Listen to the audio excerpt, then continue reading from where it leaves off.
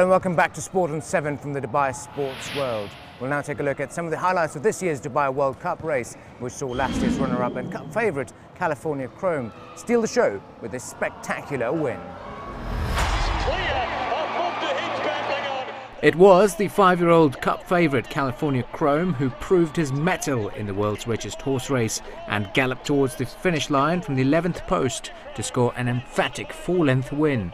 Last year's runner-up California Chrome defied all odds by running 4 wide throughout the majority of the 2,000-metre race and also registered a new track record of going past the post in 2 minutes and 1.83 seconds.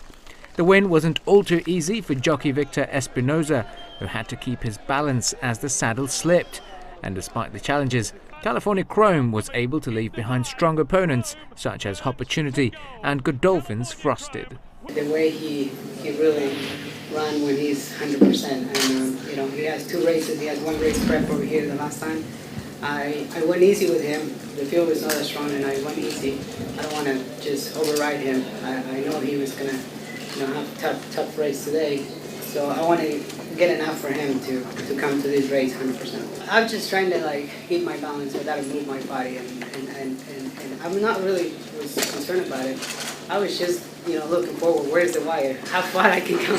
The wire was not coming fast enough. The $6 million winner's paycheck also makes California Chrome the highest earning US racehorse, reaching total earnings of $12.4 million. The 2014 Kentucky Derby and Preakness Stakes winner certainly made up for his second-place finish last year, and according to his trainer and owner, all eyes are on a world record as well as the Breeders' Cup Classic towards the end of the year. He's the most popular horse.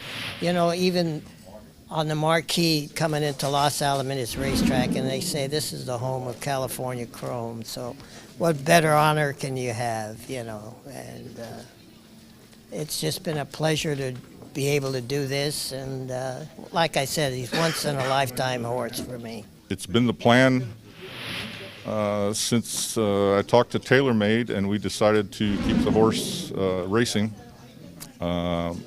Was the biggest part of the plan. Win the Dubai World Cup, capture the North American record for earnings. That's going to help the horse in his stud career. Now we're in a very good place, I think, for the second half of the year.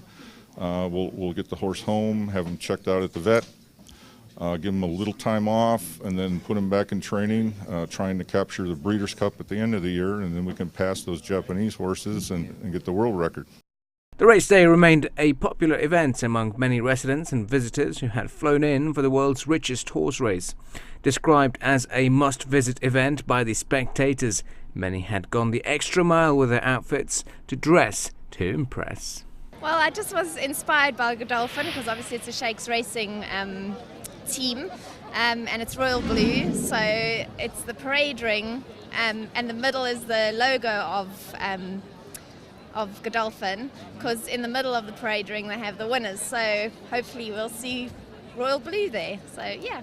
Lots of people do turn out here to dress to impress, and it's a very unique idea. So where did this all come from? I've done hats for the past 4 years, so very similar, but obviously different things every year, and every year I get more and more inspired, so yeah. All right, tell us about coming to the Dubai World Cup. So you've been here for quite some time as well in Dubai. Yeah, I've been here for 7 years, and it's honestly my favorite day. It's just it's lovely to see everyone dressed up and having a good time, and yeah, really good. Yeah, it is my first time. Having an amazing time. It's great to see everyone so well dressed, and yeah, I've already enjoyed some of the racing so far, and coming from Liverpool as well, I go to the Grand National year on year, and it's a very similar atmosphere, but the weather really adds to it as well. It's fantastic to come here from the UK, really enjoy myself. It's always been one of my favourite horse races of the year, one of the best events in Dubai. It's my 3rd one now, 2nd one here at Meydan, and it's changed a lot, which just goes a lot to show the way that Dubai has progressed over the years. Family and friends and everyone. Thought I'd dress my best, leopard print, and yeah, it's suited and booted, as they say. I've heard a lot about the races. Everyone has a great time, and I've got a lot of friends that have been before, so just wanted to come and experience it, and I'm here with a lot of my friends. So it's amazing. The second horse that I predicted would win today won, so that's always good if you're right, and I'm hoping I might pick a few other winners as well, so it's always good to know what ones are going to win. 2016 has proven to be a memorable year for Yorkshireman Danny Willett, who earned the green jacket at this year's Masters in Augusta, registering his first majors win. His fortune started off with a remarkable win here in the 2016 Omega Dubai Desert Classic. Golf action had returned to the Emirates Golf Club earlier in February for the 27th edition of the Omega Dubai Desert Classic, which has also been described as the major of the Middle East. Drama of the 4 rounds ended with a final birdie from 15 feet by Englishman Danny Willett for a final round of 69 to finish 19 under to be crowned the tournament's new champion. Andy Sullivan had temporarily joined at the top of the leaderboard with a birdie on the final hole.